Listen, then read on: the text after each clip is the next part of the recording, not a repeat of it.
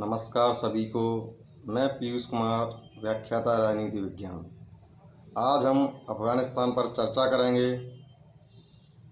अफ़गानिस्तान को बादशाहों और महाशक्तियों की कब्रगाह कहा जाता है, क्योंकि इतिहास में भी अफ़गानिस्तान को जीतना इतना आसान नहीं रहा। हालांकि ऐसी बात नहीं है कि अफ़गानिस्तान को नहीं जीता गया, परंतु ब्रिटेन, रूस, अमेरिका जैसी महाशक्तियाँ भी अफ़गानिस्तान को जीतने में असफल रहीं।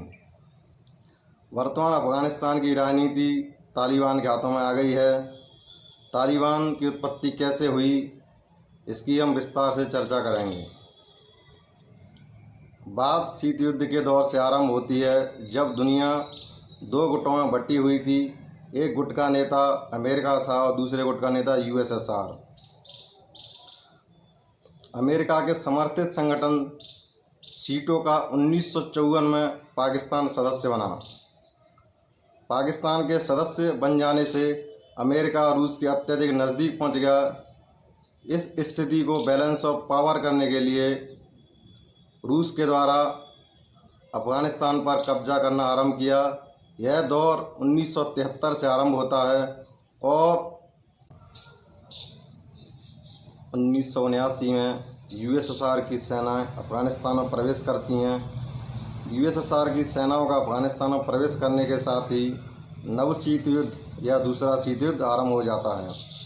इस स्थिति को अमेरिका द्वारा नियंत्रण करने के लिए पाकिस्तान को अमेरिका आर्थिक सहायता देता है, जिसका उद्देश्य धार्मिक शिक्षा व पाकिस्तान को इस्लामिक राज्य बनाना था।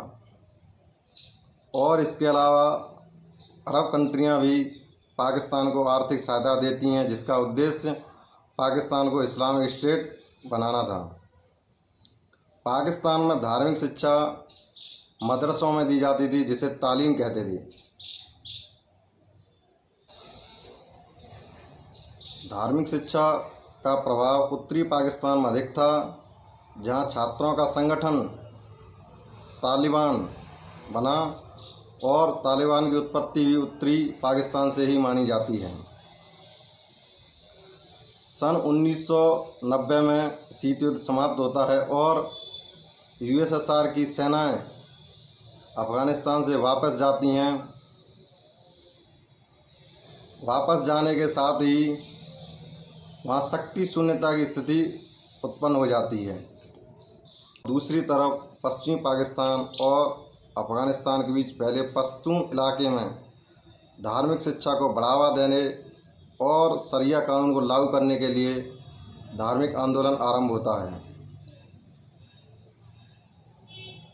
बाद में यह धार्मिक आंदोलन कट्टर और उग्र रूप ले लेता है। इसका प्रभाव अफ़गानिस्तान में अधिक होता है और 1995 तक आते आते तालिबान द्वारा ईरान की सीमा से लगे अफ़गानिस्तान के राज्य हेरात पर कब्जा कर लिया जाता है और 1996 में अफ़गानिस्तान की राजधानी काबुल पर भी कब्जा कर लिया जाता है।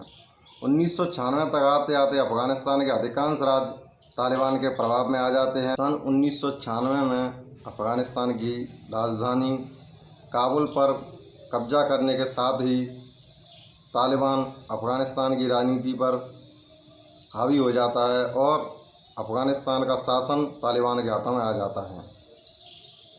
अफ़गानिस्तान का शासन तालिबान के हाथों में आ जाने पर तालिबान के द्वारा पूर्णतः शरिया कानूनों को लागू करने के उद्देश्य से महिलाओं और पुरुषों पर तरह तरह के नियंत्रण लगाए गए। इससे मानवाधिकारों का उल्लंघन हुआ। इन सब के अलावा सन 1999 में भारत सरकार के विमान इंडियन एयरलाइंस का आतंकवादी संगठनों द्वारा अपहरण कर लिया गया और यह अपहरण नेपाल के काठमांडू से किया गया और उस विमान को अफ़गानिस्तान के कंधार में ले जाया गया। बाद में भारत सरकार द्वारा सैनिक कार्रवाई करना चाहिए तो तालिबान द्वारा अपने देश में खून खराबे की स्थिति बोलकर सैनिक कार्रवाई करने से मना कर दिया। बाद में अमेरिकी खुफिया एजेंसी और भारतीय खुफिया एजेंसी की जानकारियों के अनुसार आतंकवादी संगठनों को तालिबान पर शरण देने का आरोप लगा।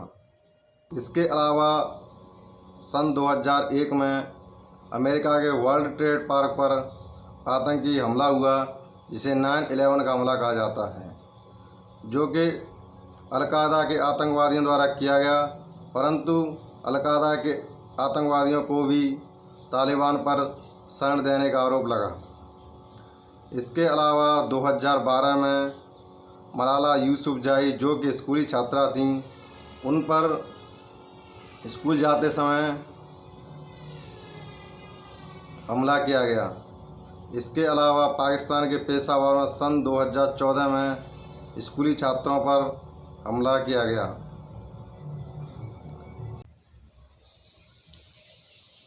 दूसरी तरफ संयुक्त राज्य अमेरिका द्वारा भी विभिन्न देशों में आतंकवादी गतिविधियों को समाप्त करने और शांति स्थापित करने के उद्देश्य से अनेक सैनिक अभियान चलाए गए। अफगानिस्तान में चलाया गया सर्वप्रथम अभियान ऑपरेशन इनफिनिट रिच था, जो कि अमेरिकी राष्ट्रपति बिल क्लिंटन के समय चलाया गया। इसके बाद अमेरिकी वर्ल्ड ट्रेड पार्क पर हमला हो जाने के बाद अक्टूबर 2001 से अमेरिका द्वारा अफगानिस्तान में ऑपरेशन एंड्यूरिंग फ्रीडम चलाया गया। इसी के साथ तालिबान को दिसंबर 2001 से सत्ता से हाथ धोना पड़ता है और 1996 से लेकर 2001 के बीच अफगानिस्तान तालिबान की सत्ता में रहा। इस दौरान अफगानिस्तान में मानवाधिकार उल्लंघन, महिला शोषण और अत्याचार आदि हुए। सन 2001 से लेकर 2021 तक संयुक्त राज्य अमेरिका की सेनाएं अफगानिस्तान में रहीं। इस दौरान अफगानिस्तान को सैनिक और आर्थिक क्षेत्र में काफ़ी हानि उठानी पड़ी।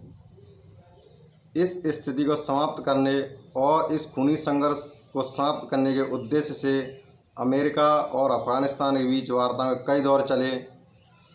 अंत में अमेरिकी राष्ट्रपति डोनाल्ड ट्रंप के समय फरवरी 2020 में एक शांति समझौते पर हस्ताक्षर हुए, जिसमें यह तय किया गया कि 11 सितंबर 2021 तक अमेरिकी सेनाएं वापस अमेरिका लौट जाएंगी और अफगानिस्तान का शासन तालिबान को सौंप दिया जाएगा।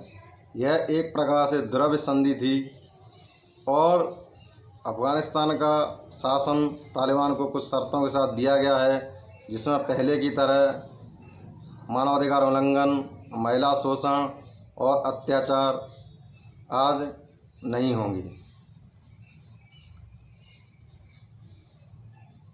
आज के लिए बस इतना ही। धन्यवाद सभी साथियों को।